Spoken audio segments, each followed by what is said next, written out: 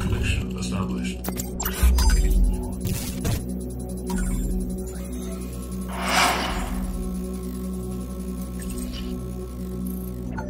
إن الحمد لله نحمده ونستعينه ونستغفره ونعوذ بالله من شرور أنفسنا وسيئات أعمالنا من يهد الله فلا مضل له ومن يضلل فلا هادي له أشهد أن لا إله إلا الله وحده لا شريك له وأشهد أن محمدًا عبده ورسوله صلى الله عليه وعلى آله وصحبه وسلم تسليمًا كثيرا أما بعد فإن أصدق الحديث كتاب الله. Perkataan paling benar pastinya adalah kitabullah, Al-Quranul Karim. Wa khairal huda, dan petunjuk, teladan, contoh terbaik adalah huda Muhammadin sallallahu alaihi wa alihi wasallam. Sebaliknya, wa syarral umuri muhdatsatuha, hal terburuk dalam cara beragama Islam adalah mengikuti ajaran-ajaran yang dikreasi baru tanpa dasar dalil, tidak mengikuti petunjuk, contoh, teladan Al-Quran dan Sunnah Rasulullah sallallahu alaihi wasallam. Wa kullu muhdatsatin bid'atun, dan setiap kreasi baru nampak indah, kelihatannya keren, tapi cara beragama tidak ada urusan dengan keren-kerenan. Mana yang benar, mana yang salah. Yang benar adalah yang sesuai petunjuk, dan salah berarti menyalahi petunjuk.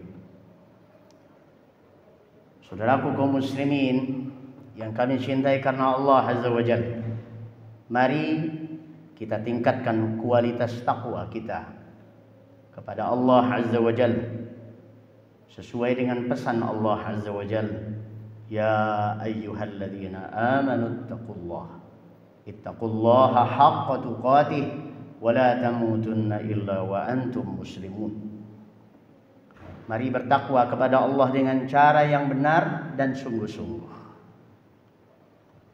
Cara yang benar berarti melaksanakan perintah atas dasar petunjuk bagaimana mestinya perintah itu dilaksanakan. Dengan sungguh-sungguh berarti tidak asal-asalan, tidak yang penting jadi, yang penting sudah selesai. Wala tamutunna illa wa antum muslimun, dan jangan sampai mati kecuali tetap sebagai muslimun.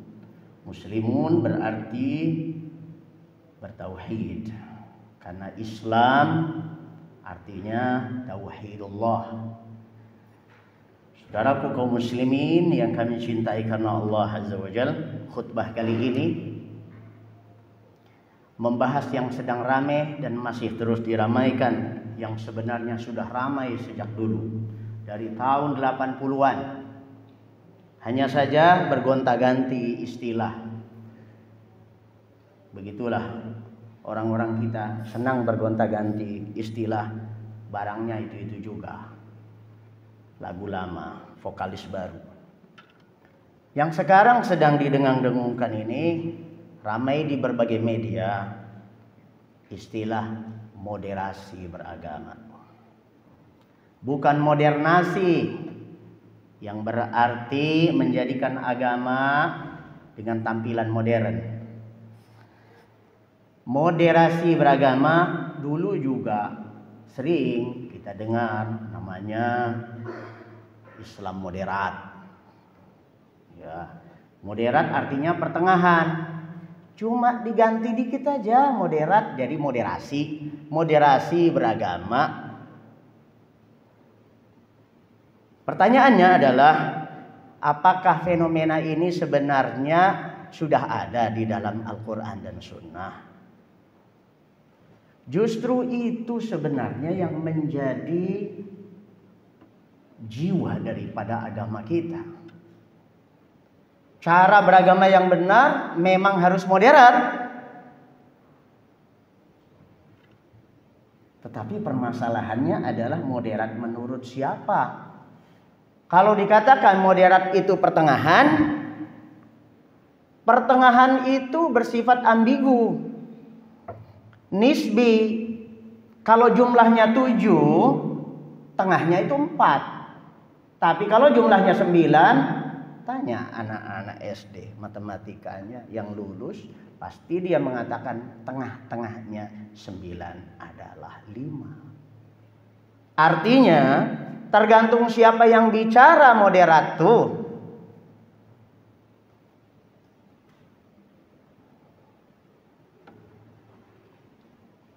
Pembicaraan tentang moderasi beragama sebenarnya tidak jauh-jauh dari misi pluralisasi agama. Dan ini sejalan dengan jiwa bangsa ini yang menginginkan kebineka tunggal ikaan. Meskipun majemuk, kita tetap satu.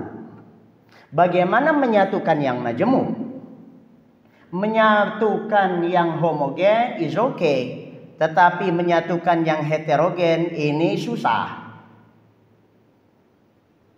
Dan sebagian kita berusaha untuk bisa berada di tengah-tengah dalam nilai kemajemukan tersebut.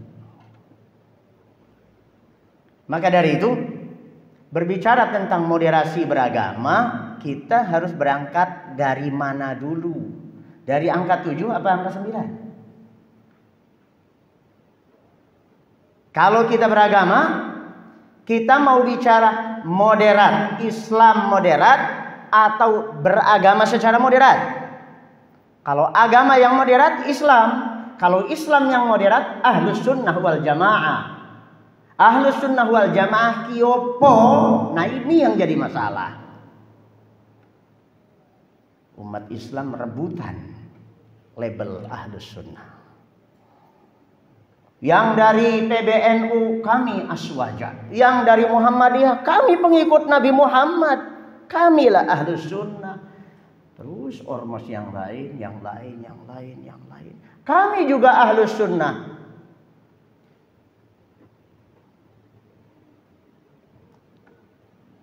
Pembicaraan tentang moderasi beragama harus berawal dari firman Allah Subhanahu wa taala. Karena Allah lah yang memiliki hak untuk menentukan agama yang benar itu mana. Kata Allah Subhanahu wa taala, "Innad dina 'indallahi Islam." Sesungguhnya agama yang diterima, diakui, recognize menurut Allah Azza wa Jalla adalah al-Islam. Baik. Kemudian di dalam surah Al-Baqarah Allah Subhanahu wa taala berfirman di dalam surah Al-Baqarah ayat 143 dalam kasus berpindahnya kiblat kaum muslimin dari yang sebelumnya menghadap Baitul Maqdis kemudian dialihkan ke Ka'bah Baitullah di Makkah. Allah Subhanahu wa taala berfirman di dalam surah Al-Baqarah ayat ke-143 ini.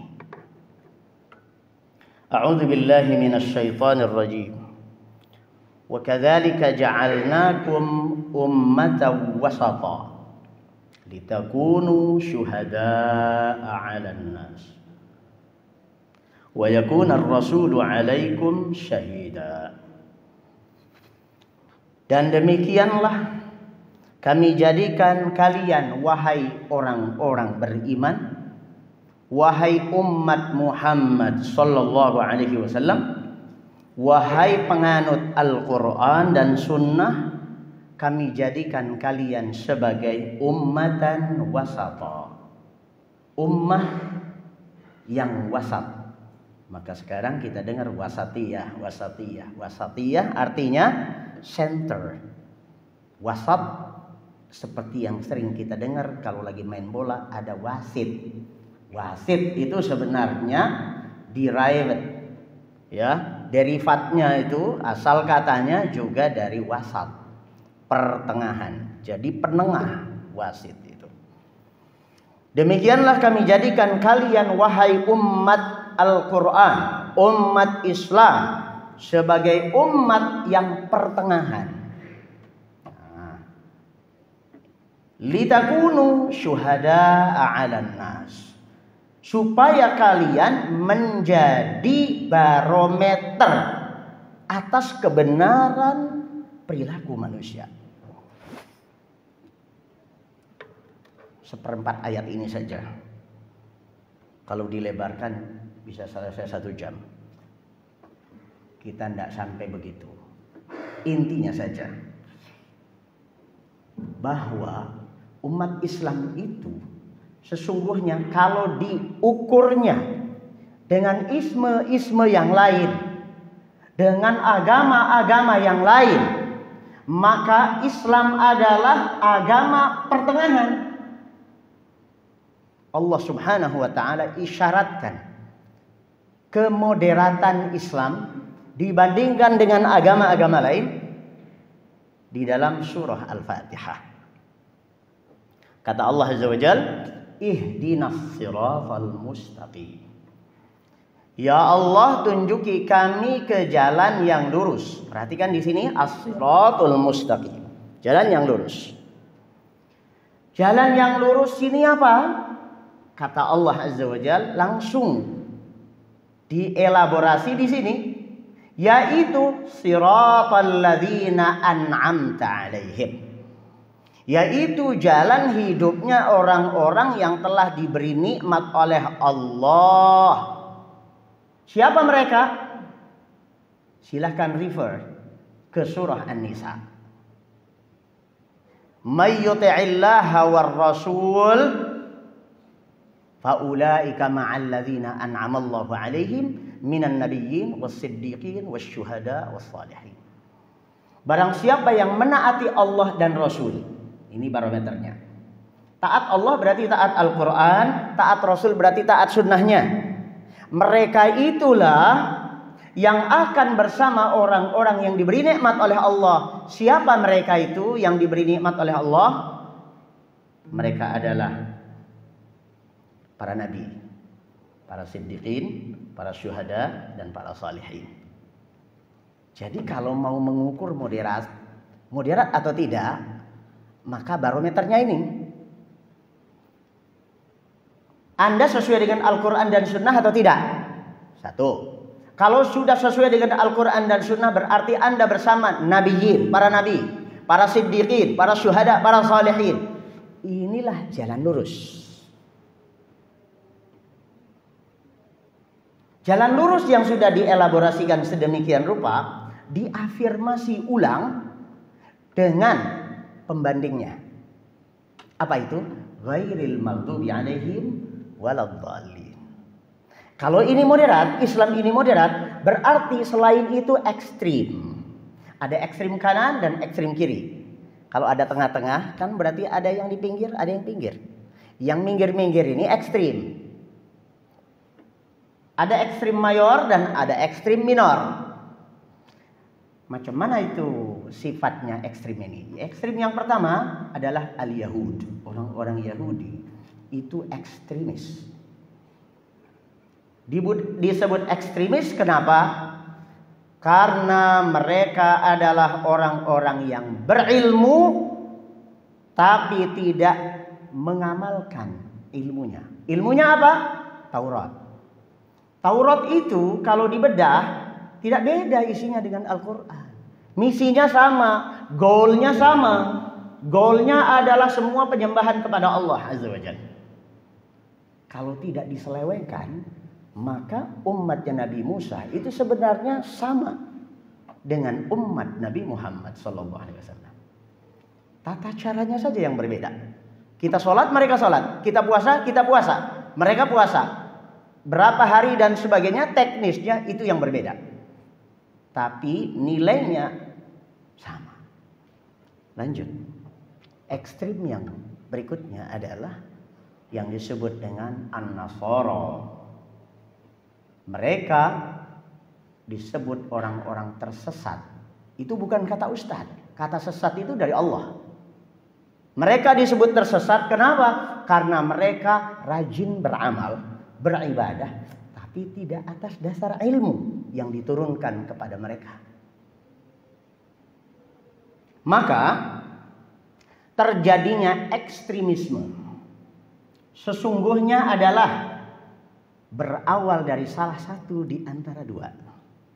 Yang pertama, bisa jadi orang tuh menyelewengkan ilmu, berilmu tapi tidak mengamalkannya.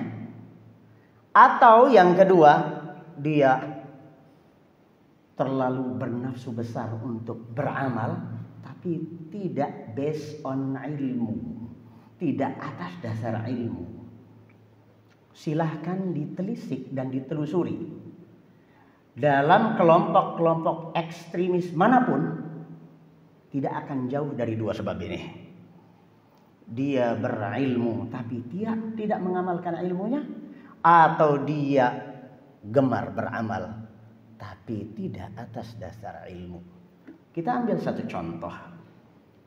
Ekstremis yang mungkin sering kita dengar, mereka dalam barisan orang-orang yang suka melakukan aksi bom bunuh diri atau pengeboman. Apakah ini dari agama yang benar? Konon katanya terorisme itu nggak ada agamanya.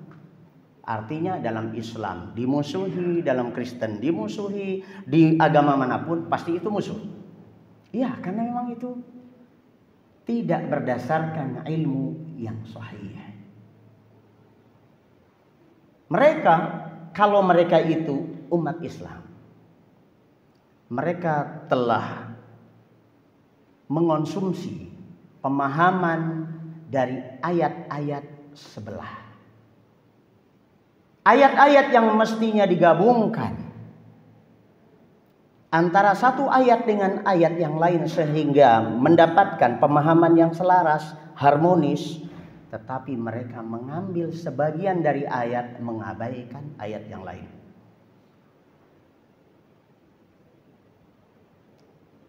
Ulamanya tahu, tapi untuk misi tertentu maka disisihkan sebuah ayat atau sebagian ayat dan dipakailah sebagian ayat yang lain untuk menggiring manusia.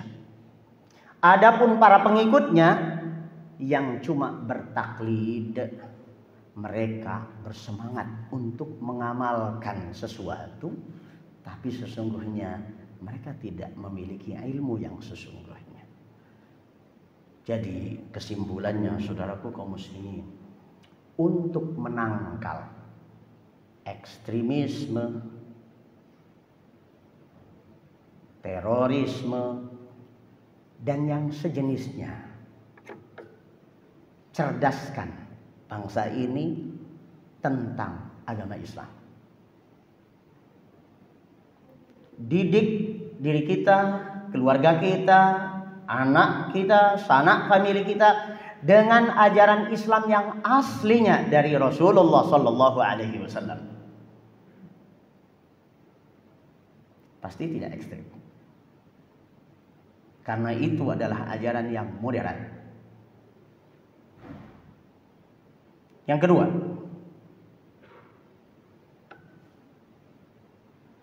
jangan sampai kita mengikuti kemauan orang-orang yang ingin memanfaatkan istilah moderasi Islam atau moderasi beragama, yang sebenarnya adalah ingin membubarkan agama. Contoh, sekarang ini baik di tingkat masyarakat bawah sampai di tingkat kementerian agama MUI, karena beberapa hari yang lalu saya ikut seharian acara standarisasi dai Majelis Ulama Indonesia. Yang dibicarakan adalah dan difokuskan adalah moderasi Islam ini. Ternyata apa yang diarahkan? Diarahkan agar siapapun yang berbeda jangan bicara perbedaan. Ini menyesatkan. Jangan bicara perbedaan, itu menyesatkan. Dibicarakan atau tidak dibicarakan, perbedaan itu ada, sudah pernah ada, dan tetap ada sampai hari kiamat. Justru kalau umat ini tidak diedukasi, tidak cukup literasi tentang perbedaan, maka akhirnya dianggap yang sama berbeda, yang berbeda adalah sama. Ini lebih mengerikan. Tetapi kalau kita dudukkan, ini masalah khilafiyah. Ini masalah di mana para ulama juga berbeda pendapat. Contoh hukum umroh. Menurut kita umroh itu wajib atau sunnah? Yang satu, oh itu sunnah, cuma sunnah aja kok, nggak apa-apa kita nggak berumroh. Ada lagi pihak lain, enggak itu wajib. Kalau dikatakan sudah, jangan dibicarakan, ini masalah khilafiyah. Manusia tetap bodoh, umat Islam terus-terusan bodoh. Kenapa? Karena tidak diberitahu. Padahal masalahnya ringan. Berikan penjelasan secara proporsional, objektif.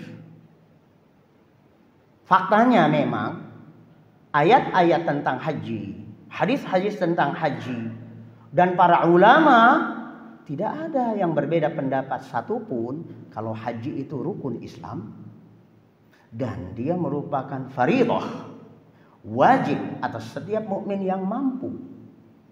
Ini tidak ada perbedaan. Begitu giliran umroh memang ulama berbeda pendapat, harus objektif. Al-Imam Asy-Syafi'i rahimahullah, Al-Imam Ahmad bin Hanbal rahimahullah, dan beberapa salaf di antara para sahabat, Ibnu Abbas radhiyallahu anhuma, Abdullah bin Amr dan seterusnya, banyak sekali yang mengatakan umrah itu wajib sama seperti haji. Dalilnya dimunculkan, dijelaskan, dalil mereka adalah ini, sudut pandang mereka yang mewajibkan ini. Imam Malik rahimahullah, begitu juga Imam Abu Hanifah rahimahullah ta'ala, beliau berdua berpendapat ini sunnah, tidak wajib. Sudut pandangnya diberikan, dijelaskan kepada umat. Baru setelah itu orang yang alim menuntun. Ada kalanya perbedaan pendapat itu buntu. Tidak ada kemudian harus mengatakan bahwa ini dominan benar dan ini dominan salah. Tapi ada juga yang memang kalau ditelusuri kemudian dalilnya lebih menguatkan salah satu pihak, kita harus legowo. Tetapi kalau dikatakan bahwa jangan ada pembicaraan tentang masalah khilafiyah, masalah perbedaan pendapat, kemungkinan yang ngomong seperti itu karena memang dia nggak tahu, atau hanya ingin ditolerir semua apa yang ada. Kalau kita sudah jelaskan duduk masalahnya secara objektif, dalil-dalilnya dijelaskan, sudut pandangnya seperti ini, setelah itu toleranlah. Toleran. Anda mengatakan tarawih harus 23, Anda mengatakan tarawih cukup 11 saja, tidak boleh lebih, toleranlah. Hormati pendapat yang lain. Benar. Kalau sudah seperti itu baru benar. Tapi kalau dikatakan dari awal jangan bicara masalah khilafiyah, kemungkinan yang mengatakan seperti itu memang tidak mengerti apa itu masalah khilafiyah. Bahkan digembar-gemborkan dengan hadis yang palsu. Apa itu hadis yang palsunya? Dalam hal ini, ikhtilafu ummati rahmatun. Perbedaan pendapat antar umatku adalah sebuah rahmah. Untuk melegalisir sebuah sikap permisif. Apa aja boleh dah, yang penting masih Islam. Maka kemudian dibuatkan hadis palsu.